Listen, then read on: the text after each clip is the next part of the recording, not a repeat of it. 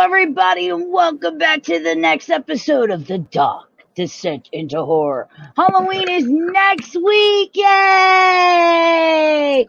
This is Halloween. This is Halloween. Halloween. Halloween. Halloween. Halloween. She acts like it's Christmas. It's Christmas with costumes. Christmas has costumes. No, it just has Santa. It does. Santa. Anyway, guys, as always, I'm Amanda from AGP. With me is the Lord of Darkness himself. That translates to fuel to hatred. And today we're going to talk about the master himself, the king of horror, the man that has frightened people with everything except for his endings. The one and only Stephen King! Yay! You could be a little bit more excited. But, you know. Phil, okay, the normal people get scared. Phil goes, no, they die. Kill more people. There's something bad with the water where you live. There. So.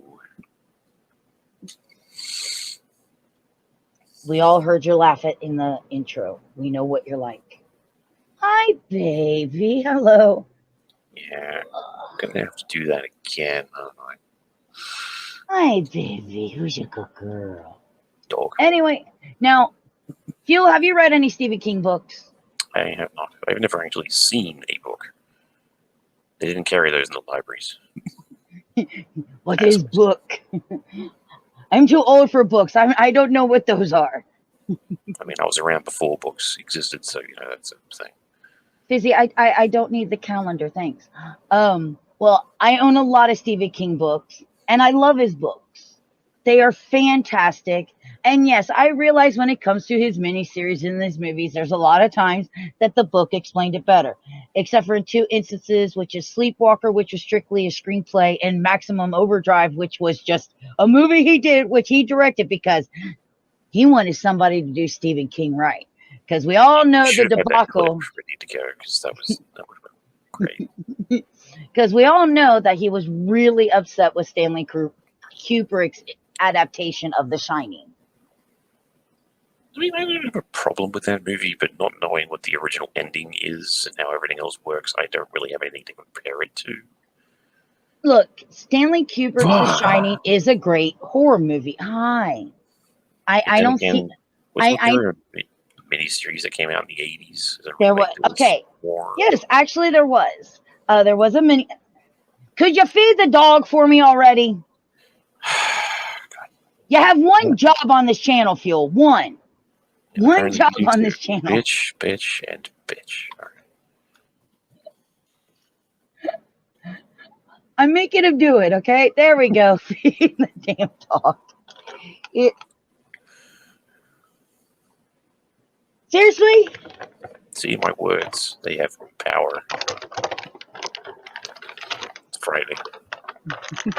For everyone else, anyway. There you go, baby. There you go, sweet pea. So yes, there was a mini series of The Shining. Who played the dad? Steven Weber. Now, I don't know that name. Now, here's what I will say. Stanley Kubrick's The Shining is a great horror movie.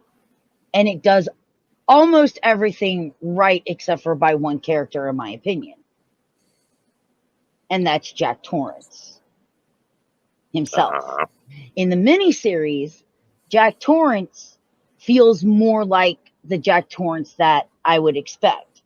Because Weber looks like... Weber looks like a dad. Jack Nicholson just looks like a serial killer. I'm sorry. But that's the point. No, because the story is his descent into madness. And the one thing that the miniseries does right, even though it is boring as all fuck can get out, is watching his descent into madness and watching Jack lose himself. You see him as a loving, caring, compassionate father. You don't really get that with Jack Nicholson. I'm not saying that Jack Nicholson in real life can't be that, but he just, I'm sorry, when it comes to film, whether miniseries, movies, television, it's all a visual medium. This is one of the reasons why both male and female actors get typecast a lot based off of the way that they look, is because it is a visual medium. You look at Jack Nicholson and you go, evil. Well, no, because besides that, and what his role is not Joker in Batman. That is the Joker. Shut the hell up. You're an idiot. Yeah, I don't know about that. But anyway, But he did a much better job.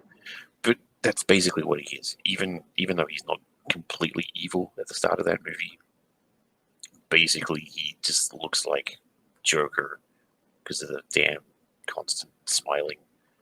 It's just too much.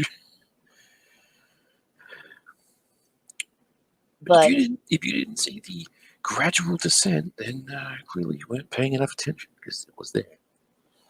no, it just not got in my. worse. I think he was already cuckoo for Joker puffs, and it just kept going. Oh, come on. The dude was an alcoholic. Oh, because why? Because that's a Stephen King trope. Yay. And you gotta love the Stephen King tropes. And that's what we're gonna talk about. So even though we're gonna make fun of his work, keep in mind, I'm a huge fan of his work. I was a fan of the It miniseries. It scared me as a little yit kid. His books have been terrifying to me. And even his good movies are just absolutely brilliant. Shawshank Redemption to be a great example. His bad movies, Tommyknockers, are so batshit crazy, but they're so enjoyable to watch. Sleepwalkers, Langolier, yeah. And let's face it, he has a lot more of those. Was better back then. Or if they could use actual Muppets, it probably would have been more. That would have been fucking hilarious. There is nothing more iconic than those wonderful Langoliers, which we actually do have a picture to show you in a minute. So we said tropes. So tropes. We all know some of the most famous tropes. He's always an extra in one of his movies. He does his own cameo appearance. He has other people, other actors like Sam Raimi in a lot of his miniseries. Is it Sam Raimi or is it Ted Raimi? Sam Raimi. Because they look pretty fucking close anyway. John Landon is in a lot of his miniseries. There is that. Everything pretty much takes place in Maine. Except when it doesn't. But most of them do. Well, one's in Indiana, you know. One's in a different dimension. Maine Part 2. We're still not the right state. You have for some reason, there's always a psychic. Why are you a psychic? I don't know, but I can do this. Oh, that's great. Well, because of a certain movie called The Dark Tower, which really needed to be expanded upon. Multiverse theory. Well, I mean, how many times, if they're not in Derry, Maine, are they mentioning, oh, we're going to take the kid to Derry, Maine, we're going to we have to stop by Derry, Maine, or when we were watching the new remake of Pet Sematary, and they were driving past Derry, Maine. So, Maine. It's the Maine. Of course, you have your crazy religious people. Gotta have your good versus evil. A lot of times there's a supernatural creature that it's not really explained what it is, where it came from, or anything like that, but it's there. As well that the religious people seem to be a source of evil in a lot of the parts. He who walks behind the row. He who walks behind the row is a deity. The crazy person is Isaac. They all thought that he was God. Remember that. And he wore the hat and everything.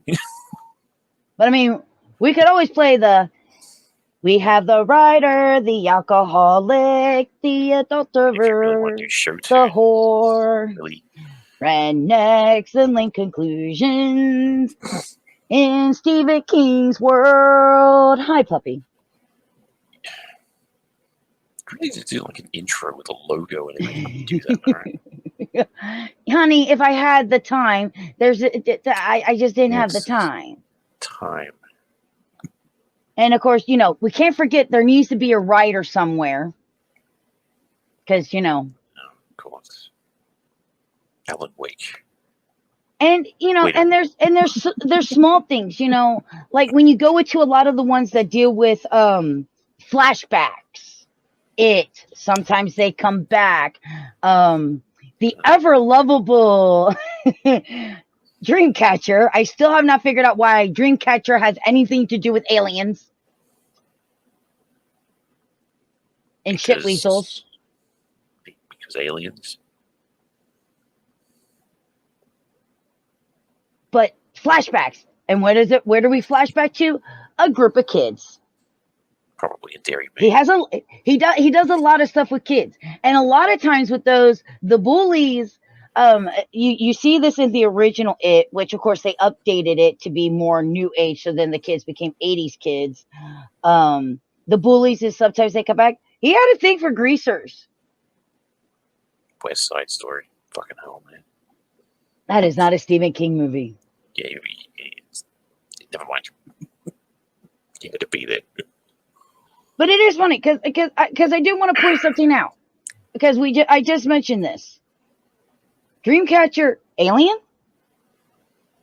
Have you noticed he has a tendency to do stuff like it's The Shining? No, it's a psychic. It's The Shining. No, it's a psychic.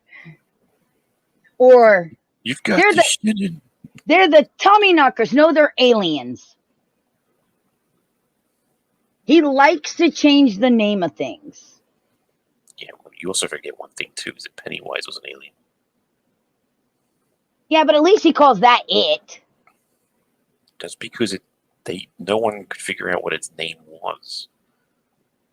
Pennywise the Dancing Clown. Ta-da! I win. Yeah, that's called a persona. That's not an actual name. Pennywise the Dancing Clown. Python.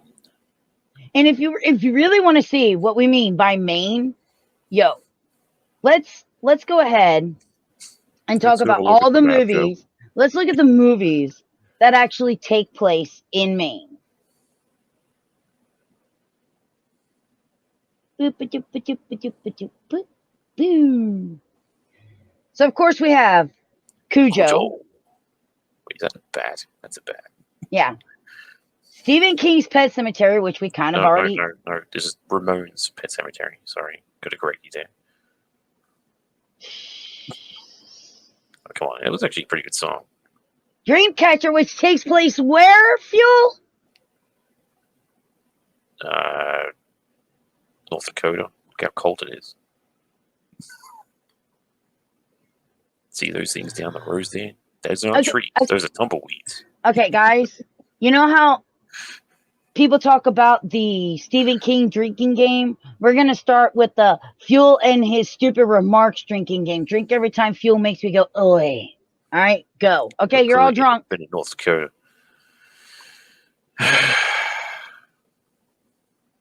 Guess what? Yeah, it's Dairy Maine. When he gets killed by the ass weasel. Actually, that's supposed to be the lady that gets the shit weasel. Yes, but he gets killed by shit weasels. I like how it's like 4 friends hung a dream catcher in their cabin. It's about the dream catcher catches dreams, not aliens, you stupid. Yeah, see, I never really understood why it's called Dreamcatcher, because it has absolutely nothing to do with dreams.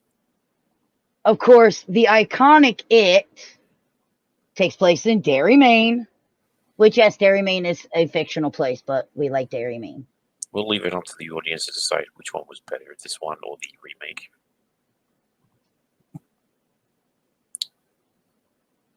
Tommy Knockers takes place in Maine. Carrie takes place in Maine. If only they knew she had the power. The Shawshank Redemption takes place in Maine. And now we're back. Because Maine had to have a prison. Why not? Because reasons. What was that other one? Castle Rock.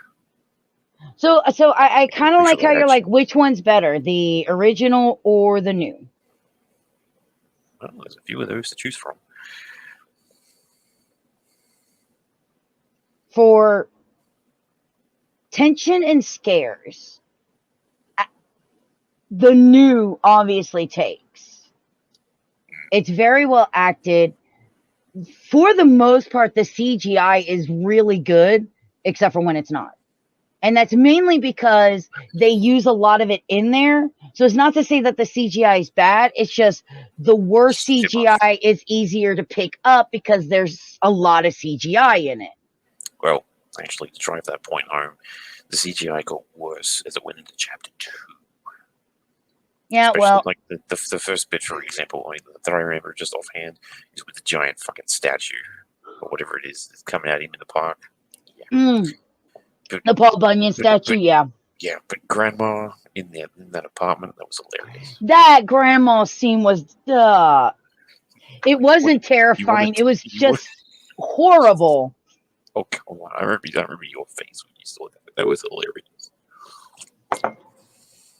This was my face. Ew, gross. No, bad CGI, naked, ewy grandma. No, it wasn't scary. Every time you play Phasmophobia, what happens?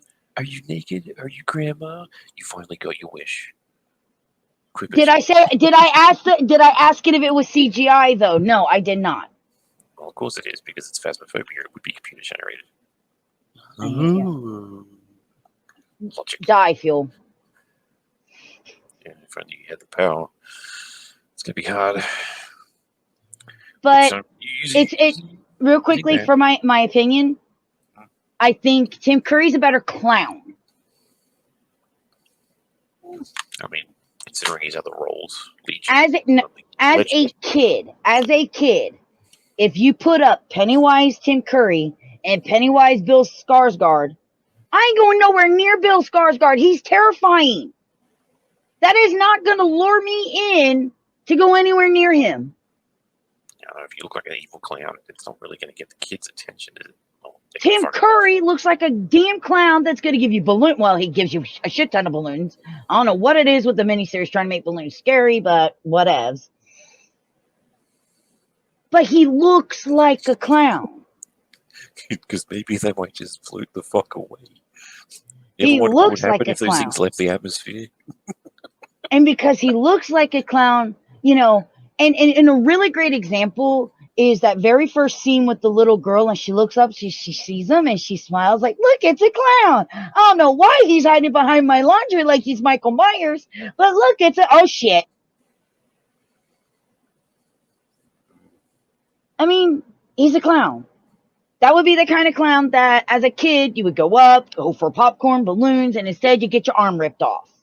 Bill Skarsgård looks like one of those clowns from that horrible time when like people were doing those creepy clown videos and everybody's like, nah, fuck this shit, I'm out. So next episode, go. So you put the two together, now you have the perfect. But here's the thing about something that you have to absolutely love and adore about Tim Curry is that he was a little over the top. And there are a lot of over top characters that happen to be. So let's take the diner lady from Maximum Overdrive.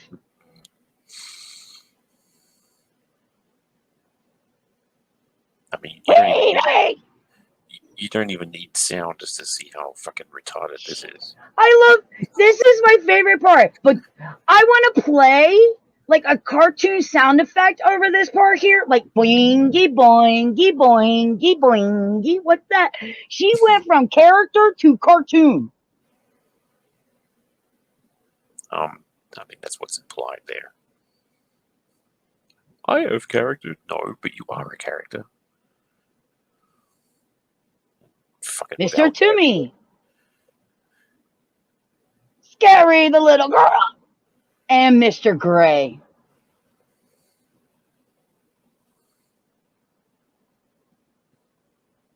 See, you were worried about was it Jack Torrance and the smiley? See, he's pulling. Hold on. Why'd you do that to me? Don't do that to me. Oh no, the mood's ruined now. It's gone. No. There we go. Bring it back. Let's be friends.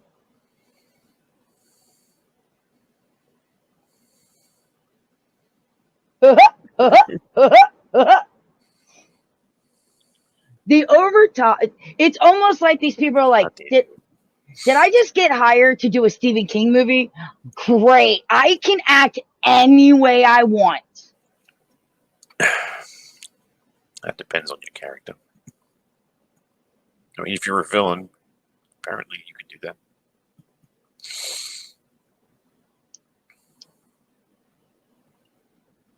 And I mean, Scary the little girl.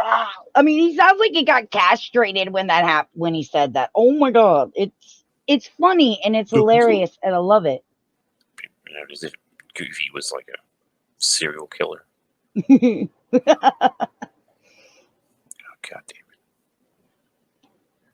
But it's not just random characters that get to be a little over the top.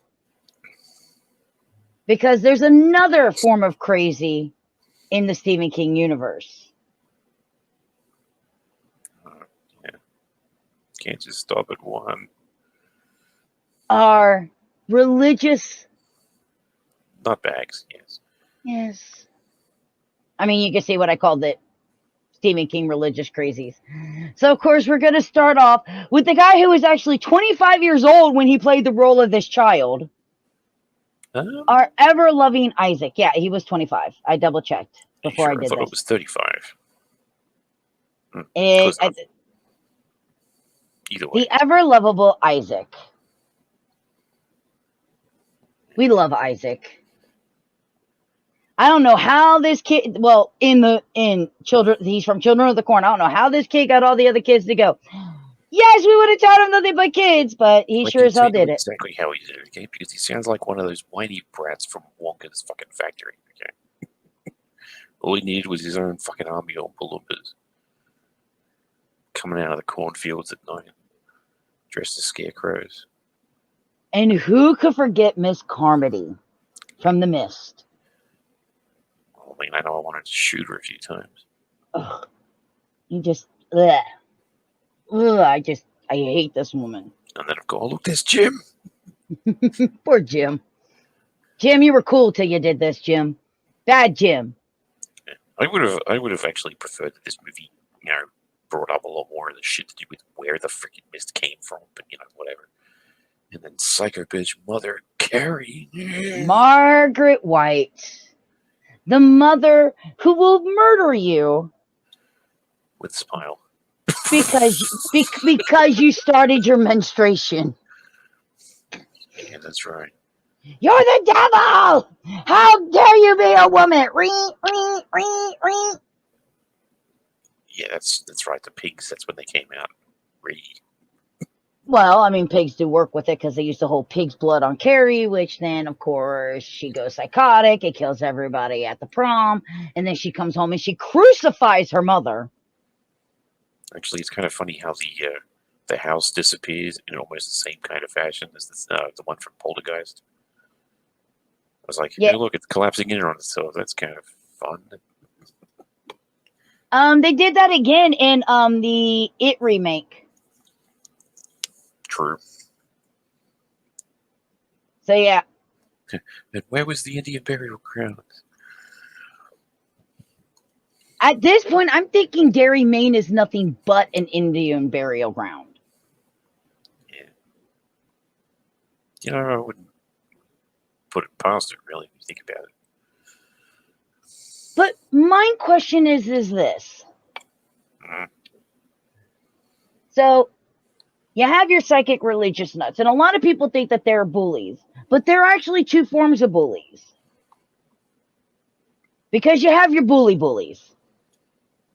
One-dimensional characters that have no soul whatsoever. They're so dimensional, it's not even funny. They just have one thing on their mind, being a bully. Like Chris from Carrie. Yeah. Who doesn't like Carrie because she's different. Miss Popularity herself. And Red Hat over here that looks like someone out of a Friday the 13th movie. She does. But hey, you know what? At least she gets to date, the well-adjusted John Travolta in this movie. Yeah, I. That's not a knife. This is a knife. Fucking looks like he's gonna put that in his eye. Well, if you remember Let me the examine scene, this closer. you Oh, find damn. it's his dad's knife. So this is Henry Bowers from the remake of it. This and he just found his dad's knife, which he lost in the mailbox, in a gift box for him. And there were two What's that mullet? yeah, well, I mean, it's either that Harry Bowers or you get Greaser Harry Bowers, one or the other. Hours. Both of them are just psychotic. Now, I will say that at least they did flesh Henry Bowers out in the remake a little bit more, realizing he comes from another Stephen King trope, the abusive parent. Yeah, the broken home. Yeah. Which we see with, we see two of those in it because of Beverly Marsh's dad, who's a little pedo. There's The Shining, where obviously Jack Torrance was abusive to Danny, where he broke his arm. Carrie, her mother, is abusive to her. It is a major trope that you see within a lot of the Stephen King movies. You don't get a lot of backstory, and this is more classic of where, in a lot of his earlier stuff, not the remakes, your bullies are very one-dimensional. They have no story arc. They're just there, and as soon as someone embarrasses them, they go straight to let's kill them.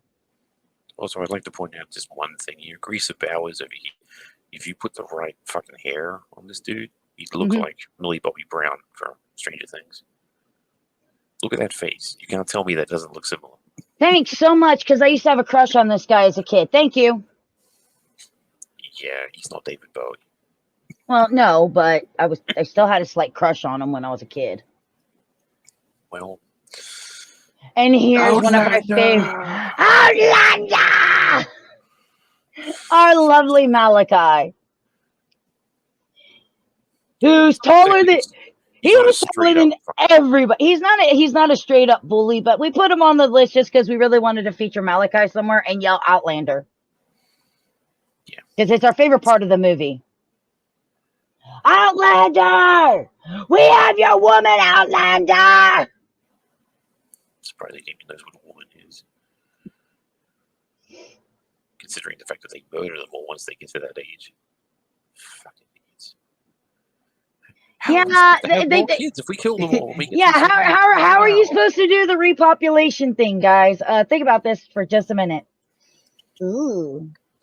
I hope you're not planning on breeding with he who walks behind the rose, because that's going to get a little creepy. Not that things don't get creepy in Stephen King movies, but I have this question. I have this question for you, because there's a group that we all know and love that's another staple within the Stephen King universe. And how is it these people don't know this shit yet? Because they're stupid.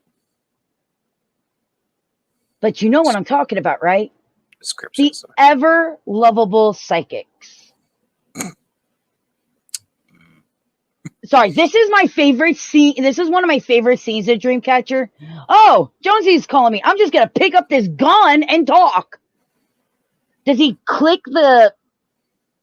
Safety. No, what is it? The trigger? Hello, Bauer says... Oh, that's a horrible ringtone. I mean, what? Oh, see, the enemy of that movie was tinnitus. No, the enemy of that movie was freaking Morgan Freeman's caterpillar eyebrows. They're like close second. But yeah, the psychic. I'm sorry, she doesn't look blind. She just looks like she's trying to be cool and failing. Because we're scaring the little girl! Well, you can't exactly scare the girl when she can't see what's happening. Oh no, Balky's being fucking torn to shreds. And I can't. And the best part is when you're, and then a lot of times, I mean, at least with this one, as soon as the movie starts, it's like, Bing, he's psychic because he's reading the dude's mind on the couch. Like, this is like as the movie starts. Like, you're not even 3 minutes into the movie. Bing, psychic. Okay, take a drink. With this one, this one had more than one psychic. I know, but this is still the best picture of them all. But with her, she comes off as a normal, random, run-of-the-mill girl. And then as soon as everything goes to shit, all of a sudden, she can see what Balky sees, or Mr. Toomey sees. See, you got me calling him Balky. It's wrong show. Fine, Balky Tombs. You know, there's this scene and this is the Langoliers, by the way. There's a scene in the Langoliers where they're sitting in a circle around a table or standing around. They're both sitting and standing around a circle table. And Mr. Toomey's coming up straight like this with a gun. And somehow none of the adults hear it, but the little blind girl can hear him coming. Yeah, but the people in that movie. But they're looking right at him. Why would they need to hear him coming if they're looking at him? They still don't do anything. They act like he's not there. She's the only one who goes, here he comes. Yes, but does she do anything? She goes, I hear someone coming, turns around, and then someone gets shot, but because they're... Yeah, but she could have just fucked off and hidden. No one would have known. And then, of course, then she's... After she gets stabbed, she can make Mr. Toomey see things. It's like, where did these powers come from? And how big are your powers? Because you are not explained at all. At all. And then the mother of all, I mean, in all honesty, Mother Abigail is, in all honesty, the queen of all the tropes. I will have to point this out before we continue, though. Uh-huh. Anyone who has seen the original Stand, leave it there. The remake series is total crap. I could not make it past one episode. It is seriously garbage. I won't watch anything but this one. End of story. Right, grandma over here, top notch. Because here, Mother Abigail fits a lot of his tropes. From the religious person, to the psychic, to the wise old black person. And yes, this is a trope in Stephen King movies. To the good versus evil, so she's on the good side, to killing off the black supporting role because she passes away. She's almost, the reason why The Stand doesn't have a lot of the cliches that the rest of them do is because it's all wrapped up in her. Yeah, she's like super fucking grandma. It's awesome. And yet, we love that character. You adore Mother Abigail. By he who walks behind the road with Levi jeans. Yeah. Okay. So there is this thing that I have noticed. Sometimes Stephen King has a tendency to make things that are not scary very scary. Corn, balloons. Corn. He uses corn in 3 movies to be scary. I wouldn't say it's scary. Here, it's funny. Children of the Corn, and in Sleepwalkers, the mother stabs a cop in the back with a corn cob. Yeah, sound effects. Love it. But yes, And whistling joke behind the road. And for me, I don't understand why this joke wasn't made, because it was made a little earlier when someone else stabbed a cop in the ear with a pencil and called him a cop kebab. Why we didn't use the joke? The kebab. You know, you've heard of corn on the cob, corn on the cop? That would have been a great pun right there. Shouldn't it have been cop on the cob? You can do that too, regardless.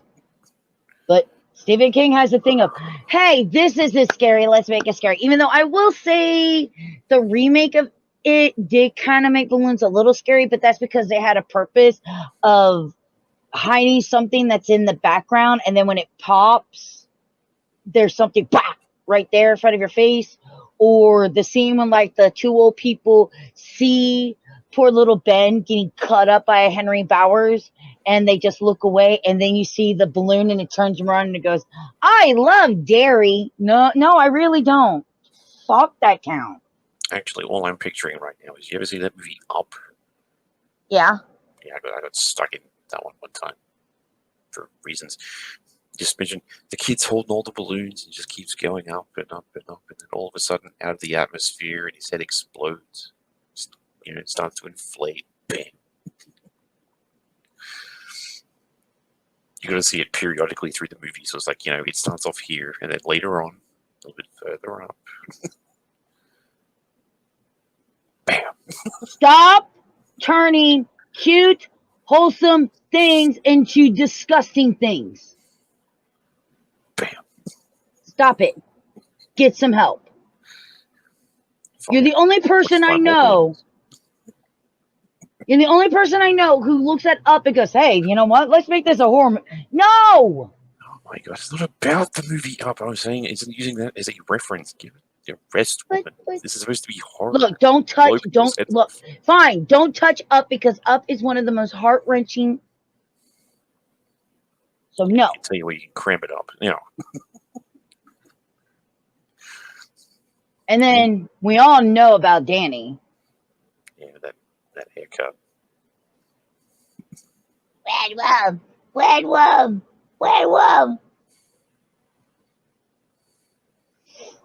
You gotta love the kid though. Yeah, no, Grows up and becomes an alcoholic like his father. Wow, poor little Sarah didn't get like 2 seconds. Can we have Sarah back for a sec? Okay, never mind. Why don't you just hit the pause button? I'm trying. There we go. And little Sarah from Children of the Corn, who has the vision of sight so she can draw what's going to happen with her crayons. And yet she doesn't see what happens to that kid in the suitcase. Yeah. Kind of weird. Yeah. Also, hey, there's one thing. Children don't usually die in these sorts of movies, but look what happened. They had to kill someone because all the adults were gone. Yeah. Has anybody noticed that parents aren't really good people in a lot of Stephen King movies? People aren't really good people in Stephen King movies. Unless you're part of the Losers Club or you're the writer. Well, I mean, look. Okay, Tommy Knockers, his hero, Gardner. He's a poet who's an alcoholic. You got to be a kid or a loser. So Danny's okay. From The Shining. The Losers Club from It. Yeah, I suppose I was going to say, because one of them did die, but he was an adult by that point. And if you want to compare, because you got the Losers Club who grew up to be adults and then they have to finally fight it. You could look at Dreamcatchers, because here's the other thing. We get a lot of flashbacks of Stephen King. And Dreamcatcher does the same thing. We're going to flash back to when we were kids, where we meet this other kid, Dunnits. And now we're all cooly. And now he gave us powers, so now we're going to bond over this. But now as adults, we have to defeat the evil. Yeah, but as adults, they're still losers. But they're still losers, yes. And let's see, there was the suicidal one, there's the alcoholic, there's the guy that can't get women.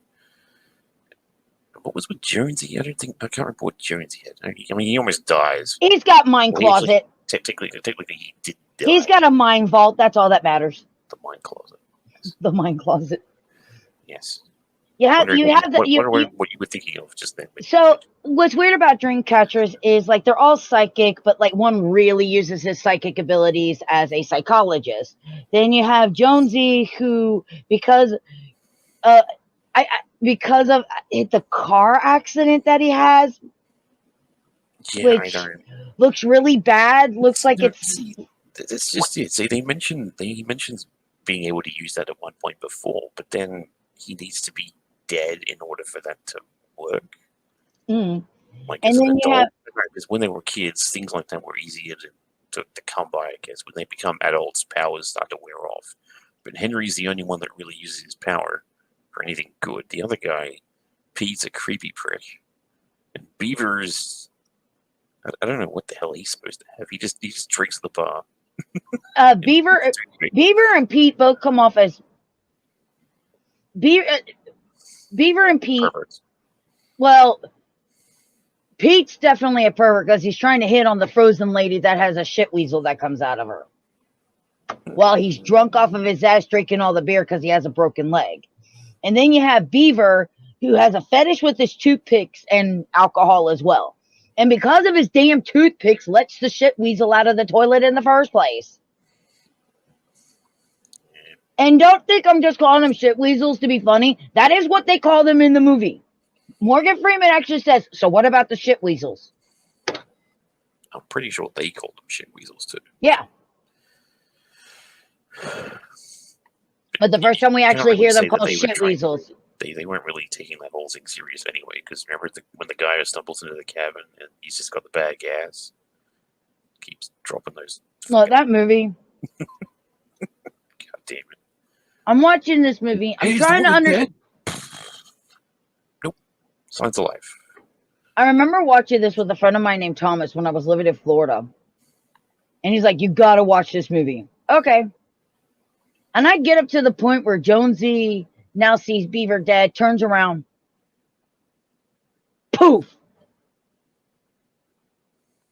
And I remember my reaction. What? Yeah, it was kind of stupid considering the fact that it turned into what? Red dirt particles for Jonesy. That they call Ripley? But every other person either gets chewed up or has their head bitten off. And look what happens with Pete. I'm just like, Didn't really make a whole lot of sense. No, it really doesn't. But you know what really doesn't make a lot of sense? Corn. Stephen King endings.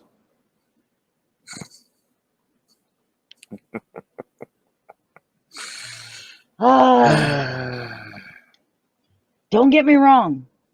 A lot of times, I am all about the hype of the movie and getting ready for it. And I'm like, okay, let's go. This will be great. You know, the Langoliers, what happened to them? What's going on? Where are they? Why is it the food and the drinks and nothing has any taste or flavor or smell unless you take it onto the airplane? And then when you find out what happens and what's going on, and then this is your answer.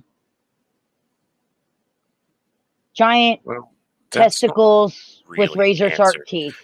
Well, but these things, the noise that they keep going, the little girl, because she can hear them, which I just watched this recently. Do you remember what she calls it? No. It's been a while. The scary cereal noise. They're like, what do you hear? It sounds like someone's eating cereal, yeah. She goes, what do you hear, Dinah? I don't know. It's creepy. Kind of like when you pour milk over Rice Krispies. And I'm going, ha! It's a child. What were you expecting? No, the thing with this is, okay, the Langoliers exist to stitch up problems with the... They eat the past. No, it's not the past. This is the past. They've traveled into some other fucking dimension with a ripping fucking time space, and they're trying to fix that up by destroying whatever's there. They were the problem, so they're killing them. No. Well, I mean, they're going to kill them because they're not supposed to be there. But no, I just watched the movie, and the guy who talks like William Shatner, the writer... Yes, the writer... As they're flying off and you see the platform finally get finished off, he goes, so now we know what happens to the past. These creatures come and they eat it away. That's literally what these are. Giant testicles with razor sharp teeth that eat the past. Yeah, my explanation was way better. See, because... But this is Stephen King. This is not Fuel the Hatred's Langolier. This is Stephen King's The Langoliers. See the difference? Don't care. Mine's still better. How did they get there in the first place? That's never explained.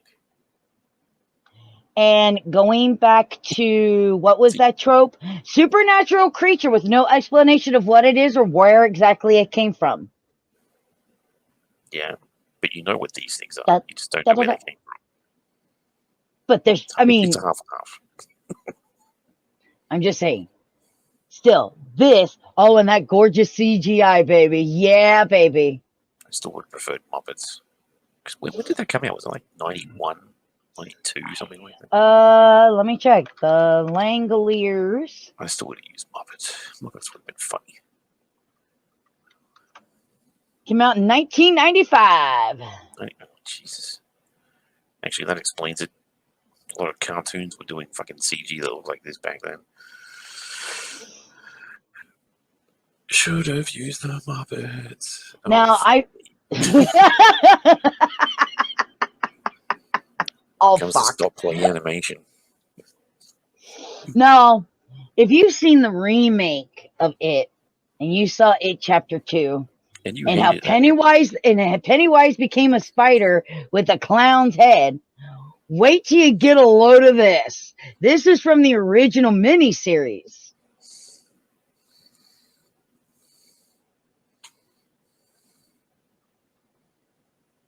Yeah, if you actually get a shot of it. Oh, it cut off too quick. This idiot's in the way.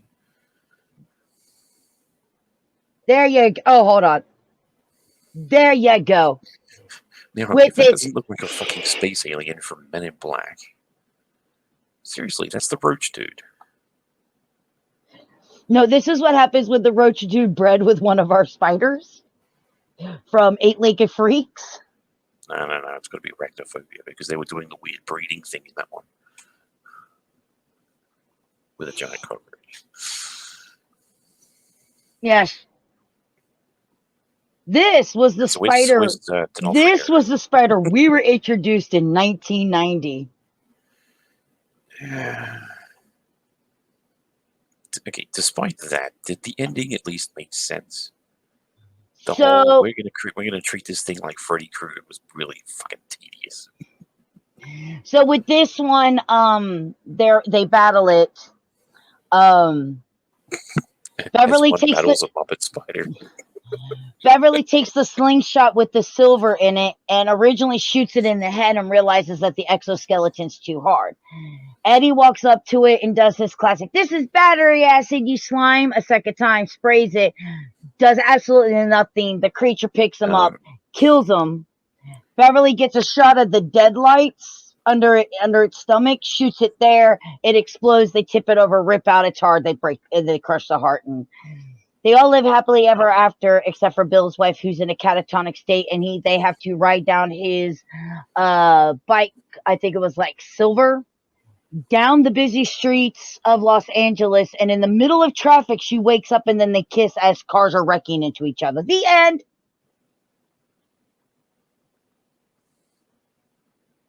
So, that's battery acid in a spray can. It's his inhaler. Stephen King! I shouldn't have asked. Look, because it's something that he did as a kid. At the start of, what's that movie called? Final Destination 2 with Carl Pileup. Yes. Great stuff. Mm-hmm. And then, of course, the one that this miniseries actually captivated me, even though there was some really stupid stuff in there, like lipstick lasers. Yeah, like Roach Spider over here. And this would be the Tommyknockers, with future father of Princess Leia from the prequels. By the way, wait, what? She's the guy who plays Gardner in this plays Bail Organa in the prequels. Really? The Star Wars prequels, yep. Okay, well, from here I can't see shit. So By the way, in this movie, we get a writer and a poet. We get two writers in this one. Are they both alcoholics? No, just him. But man, there is a funny scene where he fights somebody with an umbrella when he is drunk. Well, I've fought people with umbrellas before and won. What's the problem? He honestly looked like Burgess Meredith from like the old 1960s Batman going. I'm just like, I okay, was this is some waiting of the for you to funniest say shit. the old school version of Avengers, but yeah, okay, the Penguins. So Damn. the Tommy knockers. This lady here finds this really creepy thing in the back of her yard and she starts digging it up. As she's digging it up, it starts making her smarter. She learned how to fix the water heater and other things. I mean, if it cured the fear of spiders, we wouldn't need men anymore. So it's Cocoon, sort of, Kind of. without the old sexed up people. Ugh. But it doesn't just affect her, it starts affecting everybody in the town. So the slutty post office chick who is sleeping with a married man, she makes a lipstick laser gun.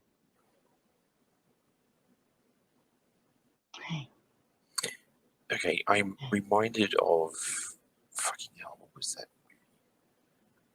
Something with like aliens or some shit, and then it turned into a zombie movie. I don't know. Night of the Creeps. Hmm. I think it is. That was a weird fucking movie. And you start to see that these people, the technology and their eyes start to, they look really tired, but then their teeth start falling out and all this stuff because of this. And the big reveal, Of course, aliens. it's Thor from Stargate. It's just aliens feeding off of our brains. How is it feeding off brains? It's stuck in a. I can't really say it's a chair. Oh, this controls the ship. So this Oh, is of course actually it the does. this is the chair that controls the ship because Mr. Drunken Poet here at the end of the Uh, movie gets so into the he chair. is alcoholic. So the Drunken Poet here gets into the chair, puts the little thingy on, flies the spaceship up into space, and explodes himself. And the actual ending of this movie, she screams out "No!" and then walks into the woods with her dog. The end. Poetic justice. He exploded. I like it. Can put that on a shirt. But yes, it was aliens the entire time. But I'll tell you Of what, course it was. that movie, The everlasting gold monsters over there. Fuck.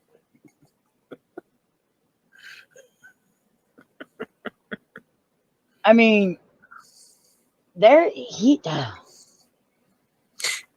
Anyway, you finished that off with a drunk exploding himself. Do we have any more of those? What, drunks exploding themselves? Well, I don't know. Do any of the others explode themselves? No. No, well, that's tragic. So you've got, let's see, Stephen King endings. The Langoliers. Well, we have giant testicles that eat the past, and then they have to go back through the rift. But one of them has to stay awake because the only reason why they survived going through the rift the first time is because they were all asleep. So the really hot British guy, who's a what is he? He's a hired, what is it called? Where they go and pew pew pew people. A mercenary. Yeah, he's a mercenary. Thank you. He's a hired mercenary. He decides that he's going to stay awake. And he goes, "It's so beautiful." He disappears, and everybody wakes up, and then they have to wait for time to come back to them. And then somebody goes, "Oh, look, new people." They go, "Are we the new people?" And then it stops on that whole freeze frame that we did back in the old days where it's like, "Yeah!" Yeah, it sounds like you made that up. I'm just gonna go with that. I kid you not. That's how it ends. That's my answer to everything. You made it up. It either way you end up with Spider Pennywise the clown, whether it's cockroach spider or clown spider. And It's in mostly spider. clown spider they have to make him feel small and then they rip his heart out. And then cockroach spider they shoot him with silver and then they rip his heart out. Yeah, where exactly does the silver come into it? Oh, it's back from when they were kids and Richie gives Beverly the silver going, well, it kills werewolves. So it kills monsters. And it's a monster. So So, use silver. so it's He made gibberish. Okay, he cool. made them out of his mom's earrings. Gibberish. Let's see. Dreamcatchers. By the way, these are all going to be spoilers, so tune out if you don't want to hear. Dreamcatchers. Pretty sure this whole thing was a spoiler, but we probably should have put that down in there. Inside. Dunnits is an alien. And they squish the last little shit weasel before it gets into the water. Dun, dun, dun. Actually, no, that's not the silliest thing. Okay, Dunnits being an alien, fine. That actually made sense. But wait, but does his mother know? Who cares? She probably adopted him. Anyway, the real problem is the fact that he basically kills himself in some kind of... I don't even know how it works. It's like he implodes in on himself, or whatever the hell, or it collapses like a fucking black hole, killing Mr. Grey.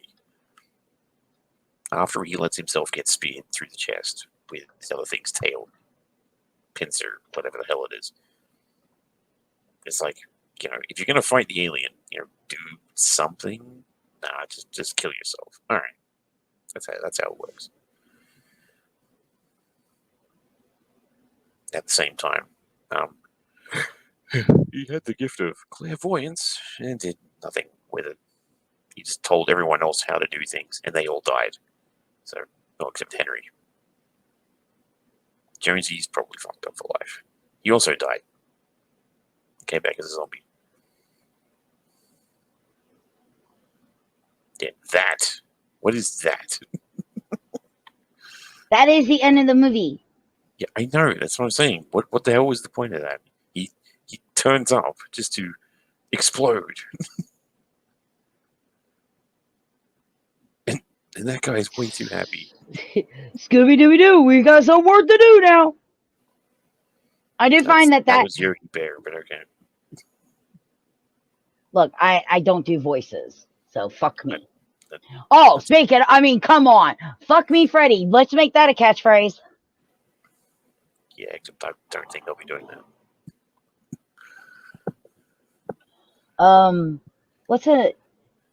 Let's see, we did Tommy Knockers, we did Itch, we did what's another? And Carrie. Here's the thing with all of those really terrible endings, each one of those things was literally a fucking alien as well. So how did those tropes wait, hold on, where is it? I don't know. Maximum Overdrive opening.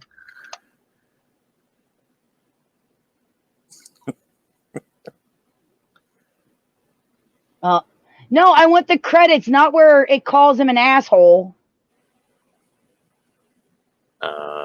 What?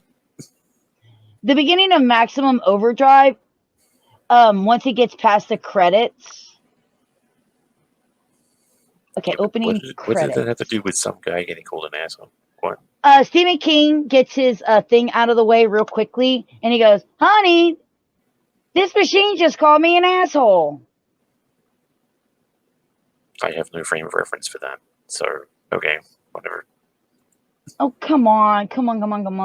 You've got to have it somewhere. No? Okay, so in Maximum Overdrive, I love this. It starts off with a narration talking about how a comet went past Earth and somehow it farted green fart juices all over Earth. And that's why all the machinery comes to life. And then at the end of the movie, it goes, it was aliens. But you just said it was a comet. Yeah, well, the comet was sent there by aliens. What the hell? See, again, weird endings, aliens. It's always and again, that movie, Mickey thinks that should not be scary, trying to make them scary because he did it in Tommy Knockers and in Maximum Overdrive. Coke machines are terrifying. In Tommy Knockers, the Coke machine grabs the officer by the arm and explodes. And then in Maximum Overdrive, it shoots cans of pop at the coach and donks him in the head and kills him.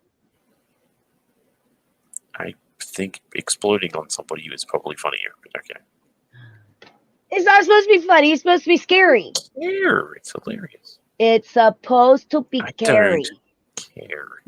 You have to care. No, You need to care. I don't care. It's funny. I'm going to laugh. Calm down. No, you need to care. Calm. Better. Exploding can machines. Take that.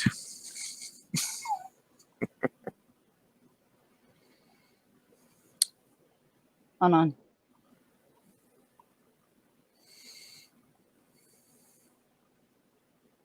Did you find the footage?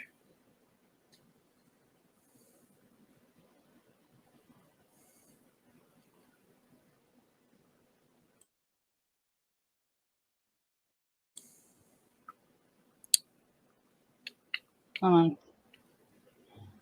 What was it? What was it? I'm waiting. Oh, shut up. Well, remember when I was showing you that maximum overdrive thing? Mm-hmm. The really high pitched screaming girl? Yeah. Not the, the one that's all like, Curtis! Do you know who that is? That's the girl who plays Lisa Simpson in The Simpsons. Okay. Okay, I was just trying to add a little bit of stuff. My bad. Well, I mean, is that a trope? No. No. Look, he says it himself in the trailer, okay? What? I just want someone to do Stephen King right. And then we get that guy. who has a shoulder-mounted fucking rocket launcher. How and why from a diner, I will never understand. He's got a whole arsenal in the basement. Yeah, he's obviously a gun nut, one of those weekend warriors or something, Look, again, he just wanted someone to do Stephen King right, man. He just wanted someone to do Stephen King right. Yeah, like blowing shit up. Which is the only way to do something. And you were complaining about the exploding drink machine. Okay, cool.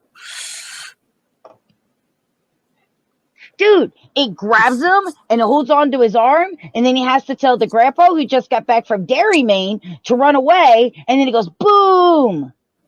Because the people of the town rigged it. No, of course they rigged it. No, I'm sure it was aliens. Well, they rigged it so if the government came, thinking that the government might get thirsty, they're going to rig the pop machine so it'll explode on the military because they can't let the military in or it'll stop them from what they're trying to do. Yeah, and King was worried about people not adapting his shit right. Okay. Well, that's in the Tommyknockers. Somebody else adapted that. Yes, I know. That was always a reference to, clearly. Maximum Overdrive is the one where he has the pop machine shoot the coach in the hand. I was making a reference. Anyway, you said hang on like 3 times. What were we waiting for? I had a fizzy issue. Really? Yes, really. When I go off screen, it's normally because I'm dealing with fizzy. Anyway, was there anything else to add? So, who's your favorite religious crazy person in a Stephen King film? None. Actually, wait, I have to say Isaac, probably only because he gets exploded in a cornfield. And then comes back as a zombie. Come on, that's awesome. He wants you too, Malachi. I am the giver of his word. That voice, Jesus Christ. Sounds like one of the parody actors from fucking Nun Piece. God damn. And if we win, there will be 2 second Christmases. Yay! I mean, yeah, Malachi definitely takes the cake. Who do you think's the best psychic that they've done so far?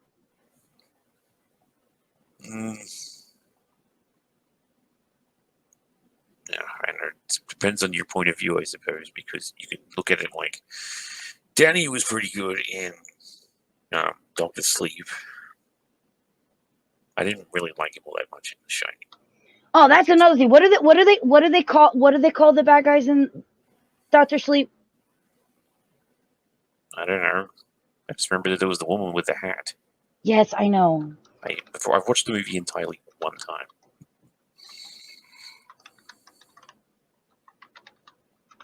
Yeah, they were like psychic vampires or some shit. Yeah, they're vampires.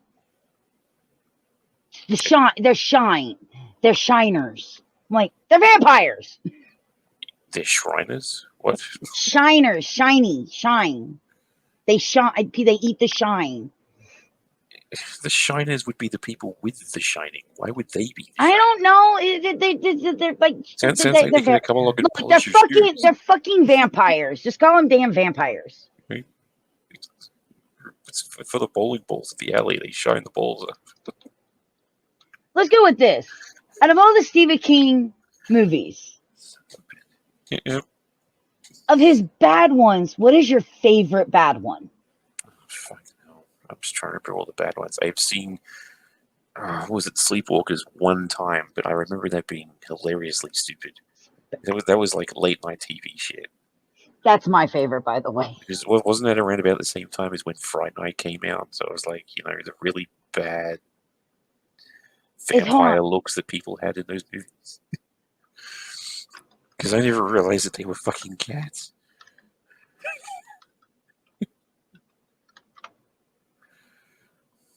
Man, that was a fucking age ago when I saw that.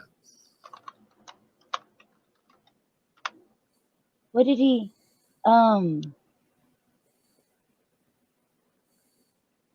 that Sleepwalkers came out in 1992. Yeah, that was a 92. But it. Who directed Fright Night? Not a clue.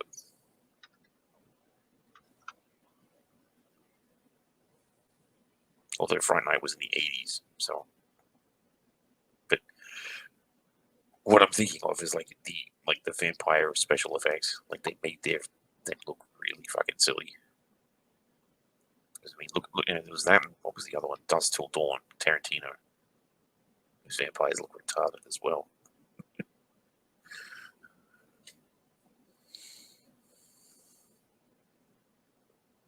But funny. Isn't that Tom Holland? Is it? Is that? Hold on. The reason why you said Fright Night is because the guy who did Fright Night, his name's Tom Holland, not Spider-Man Tom Holland. You mean not Spider-Man? Yes. Directed Tommy Knockers. Is that the one that he did? I don't know, but it would make sense. They were both silly as fuck.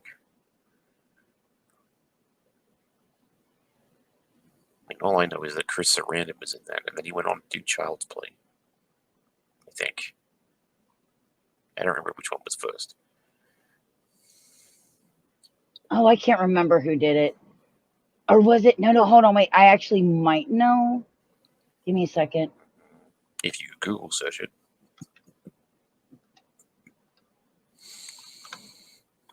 He did the Langoliers. The guy who did Fright Night did the Langoliers.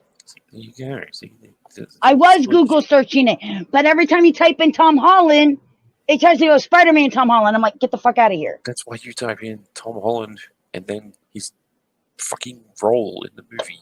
Yeah, but when I typed him into Google and put director, it didn't pop up Langoliers. Like he was like, I didn't do that. Oh, okay. So hold on, it was done by what's that fucking Alan Smithy? Yeah. God damn. But yeah, it is funny because like the guy who did Dreamcatchers, this is the guy who did Empire Strikes Back. How did you this great Empire Strikes Back and then you made Come poof? On, it's that terrible. It had Morgan Freeman in it. You made And poof aliens and shit weasels. You made poof aliens and shit weasels. Are you talking about the director or the writer? Because he didn't write that.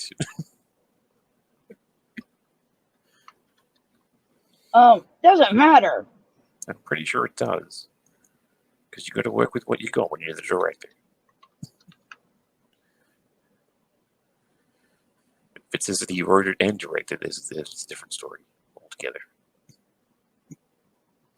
He's the director. Did he write the screenplay? I don't know. Oh my God. Girl, woman. No, I don't have to. I'm not the only Fine, host of the show. You do it. But you're already looking at it, I can tell.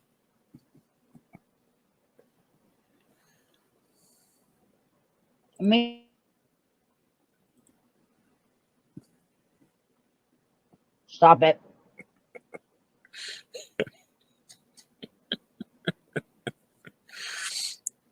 I mean, it's obviously based off of the book, but still. You co-wrote The Empire Strikes Back and directed that. And you turn around and go, you know what I want to direct? I want to direct poof aliens and shit weasels. I'm just saying. Mm-hmm. Yes. By the way, you still haven't answered the question. What's your favorite bad? Is it? I already said go and Sleepwalker. I was literally Okay. talking about that, and I said, because of how bad the makeup special effects were. I think that movie was great. Well, that's an opinion that I do not share. But I'm going to go with hilarity here. I think Sleepwalkers was fantastic. Magnum Opus. Having a son and a mother breed together. Mwah. Like I said, alcoholic. Anyway, if we're going for terrible, terrible ones, let's see. Poof monsters and shit weasels? No, Dreamcatcher was actually pretty good, depending on, again, your perspective. I have to go with the Langoliers, only because it was so long and there was virtually no payoff.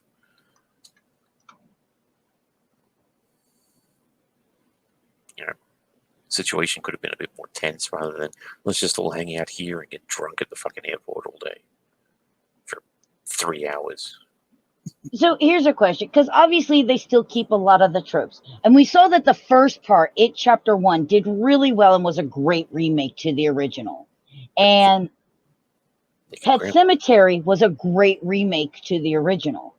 Should they make other remakes? Well, I was kind of hoping they were going to. With the success of It Chapter 1, not going there with Naked Grandma in Chapter 2.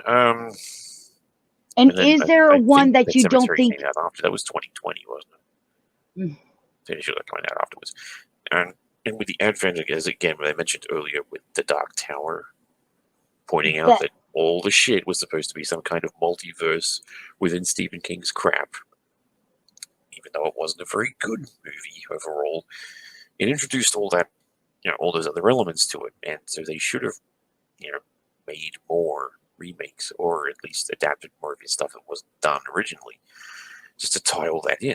That could have worked. Well, no. the Dark Tower really, the movie really wasn't that great. I mean, I'm not really a fan of Matthew McConaughey, but I thought he did really well in the role, though. Pretty good in that role, and just Elbow was pretty good as the gunslinger. But I mean, he's good in everything. But no shit. But yeah, the movie was too damn short, and it wasn't fleshed out enough. No. Now I will say that the Carrie remake, no, that was no. Oh God, Carrie's sequel, what was it? The Razor, whatever the fuck it was. I don't know. That was garbage. If they were to do another remake, what movie do you think they should remake? Well, if it wasn't going to be boring as shit, I'd really have to do it more Langoliers, because that thing really needed to be touched on more. But the original was just so bad.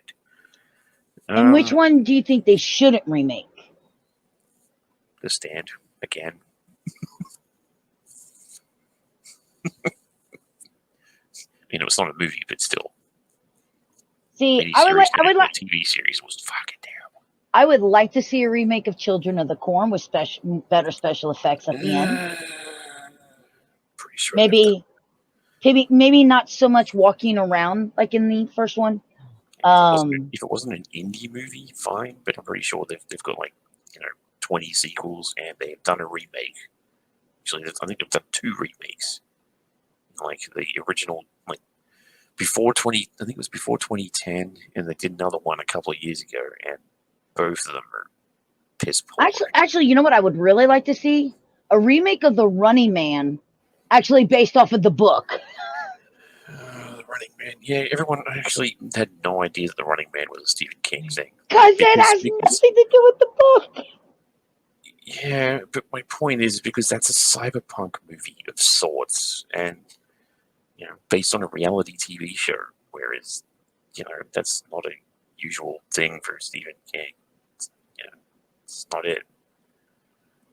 And as for something that really should not be remade and should just stay the way that it is and don't ever replace these people, Misery.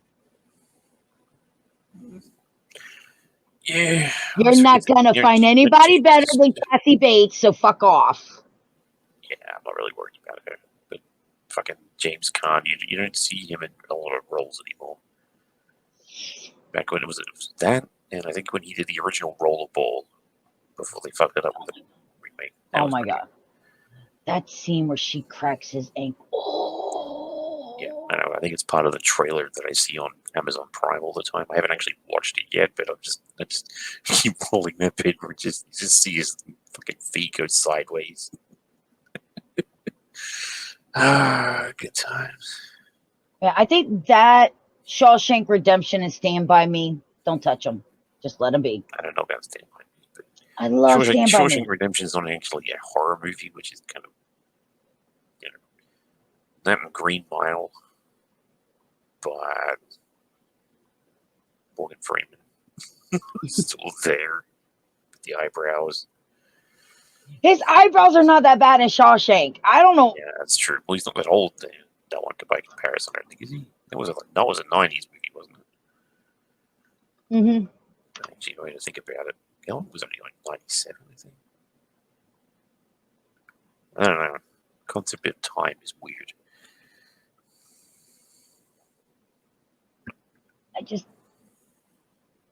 My God, dude. It's like caterpillars. Oh, fuck. Yeah, I never really noticed that because I wasn't focusing on his face, but okay. What's funny is that, see, with that, he could blend into the snow really well. He gives his eyes warmth during the snow. No. See, you get the cover, the poster, with the alien sitting there in the snow and the thing, but you just see him off in the distance of the trees. All you see is like the eyes with the eyebrow, and the fucking hair just sticking out of the tree line. Just Yeah. But like I said at the beginning of this, Stephen King has tropes. But you know what? There's lots of movies and lots of shows that have tropes. Just we want to do something with the King of Horror since it's Halloween and this is the Dark Descent into Horror. And this does not mean that I don't like his movies. I love his movies. Sleepwalkers is one of my favorite. It is. It's you're like this. Ew, that's gross. They're mother and son. What the fuck just happened? What's all this crazy? What the hell's going on? And then you go back to they're Americans, so it's inbreeding. Besides, it has I can't remember the actor's name. The guy who plays Otho from Beetlejuice in it. Wait. Plays who? Otho, the brother. Otho. God damn it! I've seen that like once recently, and I really Glenn Shaddix. I don't know who the fuck that is. But then again, I didn't really like any of the actors in that movie. So, except for what's his face, Batman. Once I show you what he looks like, you'll know. This guy. Wait, that's the brother? Mm-hmm. Of Delia. Yeah, I didn't even realize. Oh, you mean I thought you were talking about the kid. I was like, wait a minute, did she have a fucking brother? But yeah, and then you've got the bitch from Home Alone. But yeah, he was in Demolition Man as a spineless prick. Yeah, he wears like that kimono or whatever it is. Kimono constantly. Greetings and salutations. I'm Associate Bob. Wait a minute. What? What? Is Demolition Man somewhat part of the Stephen King universe? Because him being in both of those movies, but in Demolition Man, there's also an explosion which involves a Coke machine. It's just it's protecting everybody. I would like to say that there is an exploding Coke machine, but I don't know about the rest. I mean, it would It be could kind all of be true. fun. What was? I know a graffiti remover thing electrocutes a guy. That's about it.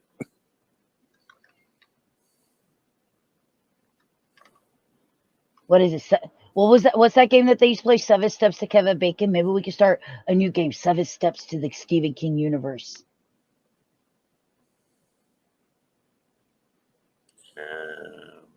Or we'll just stick with the Stephen King drinking game and drink every time that there's a Stephen King trope when you watch any of his miniseries or movies, and you will be plastered within 5 minutes. But I'm going to have to say that pretty much covers most of the tropes. There's always plenty, and people will find more. It's quite interesting to see. Like, I never put together that a lot of his older movies, all the bullies were greasers. I figured that out today. Like I said, 80s movies.